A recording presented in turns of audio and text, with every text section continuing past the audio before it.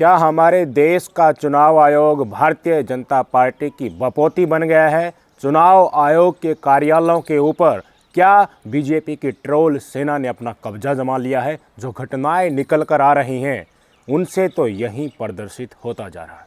कहाँ लेकर चलता हूँ? हरियाणा में लेकर चलता हूँ। हरियाणा के कुरुक्षेत्र से प्रत्याशी हैं आम आदमी पार्टी के डॉक्टर सुशील कुमार गुप्ता। इन्होंने चुनाव आयोग से परमिशन मांगी। कैथल में इनको रैली करनी थी, जनसभा करनी थी, लोगों को संबोधित करना था, किसी प्रोग्राम में शामिल होना था। उसके लिए 2 परमिशन मांगी गई। दोनों परमिशन को रिजेक्ट कर दिया गया चुनाव आयोग की तरफ से। और जो कमेंट लिखा हुआ आया वो वाकई चौंकाने वाला है और सवाल खड़े करने वाला है कि क्या चुनाव आयोग के अधिकारी ही चला रहे हैं या भारतीय जनता पार्टी ने अपने नेताओं को इनकी कुर्सियों के ऊपर बैठा दिया है कि गंद फैलाओ, जितना ज़्यादा फैला सकते हो और अपने हिसाब से इस देश के चुनाव को संपन्न करवाओ। आपकी स्क्रीन पर वो कॉपी दिखाना चाहूँगा जो आम आदमी पार्टी के लोकसभा प्रत्याशी डॉक्टर सुशील कुमार गुप्ता ने शेयर की है। इसमें साफ तौर पर देखा जा सकता है कि किस तरीके से परमिशन मांगी गई थी। और पहली परमिशन में एप्लीकेशन स्टेटस लिखा हुआ आता है रिजेक्ट और उसके नीचे लिखा है कोनी देंदे। ये एक हरियाणवी लैंग्वेज का शब्द है। कोनी देंदे का मतलब होता है कि नहीं देते परमिशन, हम तुम्हें परमिशन नहीं देंगे। बात यहीं तक नहीं रोकी, स्थानीय भाषा में नकार दिया गया, रिजेक्ट कर दिया गया। सवाल उठे कि इस भाषा का इस्तेमाल चुनाव आयोग का पढ़ा लिखा अधिकारी, सरकारी अधिकारी कैसे कर सकता है, ये कमेंट कैसे कर सकता है। इससे भी बात आगे बढ़ गई दूसरी परमिशन में। आपकी स्क्रीन पर देख लीजिए, रिजेक्ट लिख के नीचे क्या लिखा है, मैं तो पढ़ नहीं सकता, इस तरह की भाषा इस्तेमाल नहीं करते हम, लेकिन आप अच्छी तरीके से पढ़ सकते हैं और मन में आराम से मनन कर सकते हैं कि परमिशन मांगने पर विपक्ष का एक नेता, इंडिया गठबंधन से जुड़ी आम आदमी पार्टी का लोकसभा प्रत्याशी प्रोग्राम के लिए लोगों के बीच में जाने के लिए परमिशन चुनाव आयोग से मांग रहा है और मां की गाली लिखी हुई आ रही है। ऑर्डर की कॉपी जो लिखी आ रही है ना यहाँ पर, डाउनलोड ऑर्डर कॉपी, उसमें बताया जा रहा है कि अश्लील फिल्में बनाने वाले मियां खलीफा की तस्वीरें अपलोड की गई है। आम आदमी पार्टी ने 7 तारीख के लिए 2 प्रोग्राम की परमिशन डाली। एक परमिशन में लिख के आया कोना दे रिजेक्टेड और दूसरे परमिशन में लिख के आया मां की भद्दी गालियां। क्या इलेक्शन कमीशन ऑफ इंडिया इतना पंगु बन गया है कि भद्दी गालियां लिख के हमारी परमिशन रिजेक्ट करेगा? क्या ये निष्पक्ष इलेक्शन इस देश के अंदर हो नहीं सकता? इलेक्शन कमीशन ऑफ इंडिया ऐसी अभद्र भाषाओं का प्रयोग करेगा, इससे ज्यादा शर्म की बात हिंदुस्तान के अंदर कभी हुई नहीं थी। आज जो हिंदुस्तान के अंदर कुरुक्षेत्र लोकसभा सीट के अंदर, कैथल के अंदर ये बात सामने आ रही है, शर्मनाक बात है। मैं इलेक्शन कमीशन ऑफ इंडिया से निवेदन करता हूं, सख्त से सख्त कार्रवाई इन अधिकारियों के खिलाफ करें और भविष्य में ऐसी भद्दी गालियां, मां की गालियां देकर आप परमिशन को रिजेक्ट करेंगे?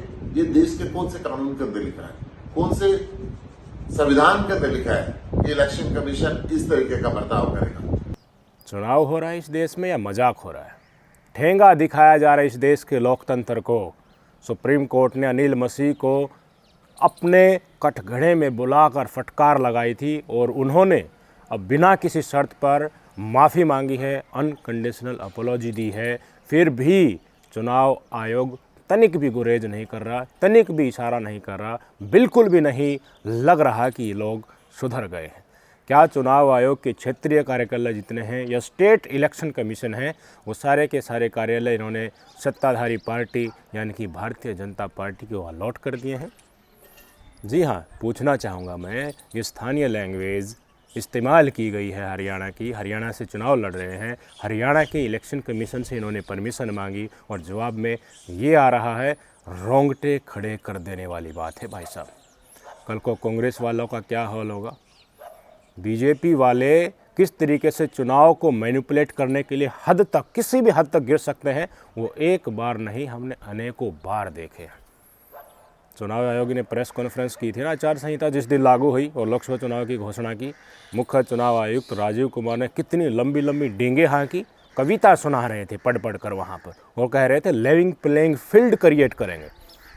जाति और धर्म के नाम पर कोई भी अगर वैमनस्य फैलाता है तो उसको बर्दाश्त नहीं किए जाएंगे। लेकिन बार बार चेतावनी देने के बाद भी चुनाव आयोग सबके सामने ये नहीं बता रहा कि हमने एक्शन क्या लिया। इससे पहले कई राज्यों के विधानसभा चुनाव हुए थे, बहुत सारी कंप्लेन की गई थी सत्ताधारी पार्टियों के खिलाफ भी और विपक्ष वालों के खिलाफ भी। क्या सार्वजनिक तौर पर इस देश की जनता को पता चला कि क्या एक्शन लिया गया? पीएम मोदी के खिलाफ क्या एक्शन लिया गया? अमित शाह के खिलाफ क्या एक्शन लिया गया? अमित शाह ने क्या कहा था कर्नाटक चुनाव में प्रचार करते समय कि अगर कांग्रेस की सरकार आ गई तो यहाँ दंगे होंगे, आग लग जाएगी, दंगे फसाद आम हो जाएंगी कांग्रेस की सरकार आ गई तो।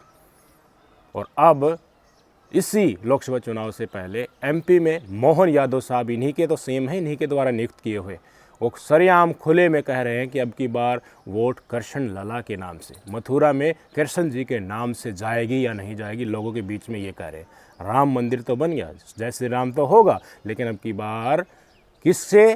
कृष्ण जी के नाम से वोट जाने वाले। खुद प्रधानमंत्री नरेंद्र मोदी का एक भाषण सुनाऊंगा, वो क्या कह रहे हैं विपक्षी पार्टियों को, कांग्रेस को लेकर कह रहे हैं कि इन्होंने एक इंटरनल एडवाइजरी जारी की है कि कहीं भी राम मंदिर का नाम आ जाए या अयोध्या का नाम आ जाए तो चुप्पी साध लेनी है, कुछ भी नहीं बोलना है। यहीं तक नहीं रोके, इससे आगे भी प्रधानमंत्री जी गए, कहा कि उनको लगने लगा है कि अगर राम का नाम लिया तो पता नहीं कब राम राम हो जाए।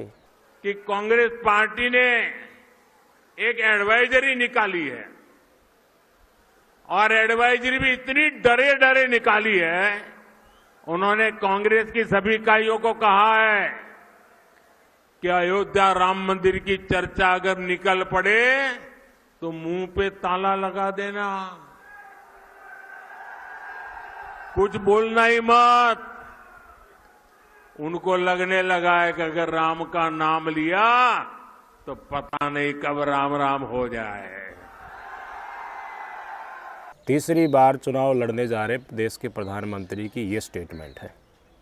रोजगार के नाम पर इनकी हालत पतली है, इनके वादे जुमले हो गए तो सिर्फ धर्म और जाति के कार्ड और वैमनस्य से फैलाकर विपक्षी पार्टियों को ख़त्म करके चुनाव आयोग से इस तरह की टिप्पणी करवाकर क्या प्रदर्शित करने की कोशिश हो रही है।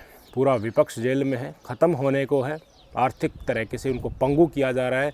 ये किसी और तरफ इशारा कर रहे हैं कि कुछ भी कर लो, जीतेंगे तो हम ही, कुर्सी तो हम ही लेकर आएंगे, सरकार तो हम ही बनाएंगे। एक नहीं अनेक मोर्चे पर भारतीय जनता पार्टी के नेता उस जनता से कहते हैं कि हमें तुम्हारी वोट नहीं चाहिए, जो जनता इनसे पूछती है कि रोज़गार कहाँ है, अत्याचार क्यों हो रहे हैं, अब तक कहाँ थे।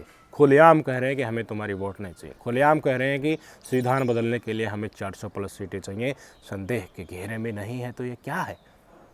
क्या मुख्य चुनाव आयुक्त प्रेस कॉन्फ्रेंस करके अन्य चुनाव आयुक्तों को साइड में बैठाकर बताएगा इतनी भद्दी गाली देने वाला वो कौन अधिकारी था जिसको इसी चुनाव आयोग ने चुना है, या खुला हैंड चुनाव आयोग ने दे रखा है भारतीय जनता पार्टी को कि तुम ही चुनाव को मैनेज करो। कल को तो फिर कुछ ऐसी घटनाएं भी सामने आ सकती हैं कि विपक्ष ने पर्चा भर दिया और पर्चे को रिजेक्ट कर दिया, चुनाव के होने के बाद वोटों में गड़बड़ी की भी आशंका लगाई जा सकती है। एक कांड तो हो गया है, दूसरा कांड होता ही आया है। इंडिया गठबंधन के मध्य प्रदेश के खजुराहो से प्रत्याशी थी मीरा यादव जी, उनके सामने भारतीय जनता पार्टी के एमपी के बीजेपी अध्यक्ष चुनाव लड़ रहे हैं, उनको प्रत्याशी बनाया गया है। भाई साहब, उनके नामांकन को रद्द कर दिया गया है, निरस्त कर दिया गया है। क्या हवाला दिया है कि जो इलेक्शन कमीशन की वेबसाइट से वोटर लिस्ट जो निकलती है ना, वो इन्होंने पुरानी लगाई थी और एक जगह हस्ताक्षर नहीं किया था। मीरा यादव जी एक बार स्वयं विधायक रह चुके हैं, इनके पति दीपक यादव 2 बार विधायक रह चुके हैं। इन्होंने स्टेटमेंट दिया है कि ये ड्यूटी होती है चुनाव अधिकारी की नॉमिनेशन लेते समय कि सारी चीज़ों को सही से चेक करे और गलत है उसको फिल कराए। अनपढ़ लोग भी होते हैं, उनका भी फार्म भरवाया जाता है, त्रुटि होती है तो उसी समय बताया जाता है। ये समय से पहले उनके पास पहुँचे भी और बताया भी कि देखिए अब हम कुछ आपको मिसिंग लग रहा है तो उनको ठीक कर सकते हैं, लेकिन मौका नहीं दिया गया। हो गया यही खेला। सुन लीजिए स्टेटमेंट। लेकिन कल उसको ओके किया गया। अब उसमें 2 कमी बताई जा रही है कि हमारी वोटर लिस्ट जो है वो सर्टिफाइड कॉपी लगी है पुरानी, और एक जगह 2 जगह दस्तखत होते हैं, उसकी जगह 1 जगह दस्तखत किए गए हैं। तो उसकी वजह ये है कि हमें 2 तारीख को हम लोग अप्लाई किए, 3 तारीख को कॉपी नहीं मिल पाई, जो सर्टिफाइड कॉपी उपलब्ध थी वो लगा दी हमने। भाई अगर आपको कम वो खराब दिख रही थी, पुरानी दिख रही, आप बोलते तो हम तुरंत आपको फिर आज तक करा देते रहे, जब तो हमारे पास टाइम था ऑब्जेक्शन के समय तक। तो क्या फार्म रिजेक्ट कर दिया? अभी लिखित मांगा है हमने कि भाई हमें बताएं तो कि निलंबित हुआ कि रिजेक्ट हुआ, तो बोलते अभी आपको लिखित ऑर्डर मिल रहा अभी है। आपके अंदर क्या बात हुई कलेक्टर? उन्होंने कहा निरस्त कर दिया हमने इन 2 बजे से। मैंने प्रार्थना की कि सर अभी सुधार का मौका है, इन टाइम है, हम 3 बजे के पहले हम आपके पास आए हैं, हमारा अगर कोई गलती है तो उसका सुधार कर सकते हैं हम। इतना ही नहीं, दिल्ली में लेकर चलता हूं, आम आदमी पार्टी की मंत्री नेता है अतिशी सिंह। 4 अप्रैल को भारतीय जनता पार्टी इनकी प्रेस कॉन्फ्रेंस जो की गई थी उसके खिलाफ इलेक्शन कमीशन में शिकायत दर्ज करवाता है।